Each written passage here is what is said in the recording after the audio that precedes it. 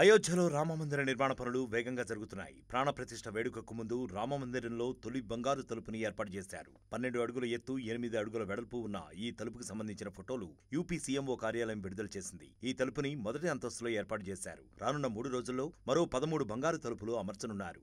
రామమందిరంలో మొత్తం 46 ద్వారాలు ఉంటాయి. వాటిలో 42 ద్వారాలకి 100 కిలోల బంగారు పూత పూయనున్నారు. మెట్ల దగ్గర ఉండే 4 తలుపులకు మాత్రం బంగారు పూత చేయరు.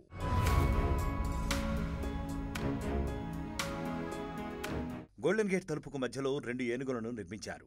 ఈ 2 ఏనుగులు ప్రజలకి స్వాగతం పలుకుతున్నట్లుగా కనిపిస్తాయి. ఇవి కాకుండా ప్యాలెస్ లాంటి ఆకారం కనిపిస్తుంది. ఇక్కడ 2 సేవకులు చేతులు జోడించినట్లు కనిపిస్తుంది. ఇక ద్వారం దిగువ భాగంలో చతురస్రాకారంలో అందమైన కళాకృతులు ఉన్నాయి. ఈ తలుపుల నిర్మాణం కోసం మహారాష్ట్ర నుంచి ప్రత్యేక కలపని తెప్పించారు. సుమారు 1000 సంవత్సరాల వరకు ఇవి చెక్కు చెదరవు. ఈ తలుపుల డిజైన్ను రూపొందించేందుకు కన్యాకుమారి నుంచి కళాకారులు వచ్చారు.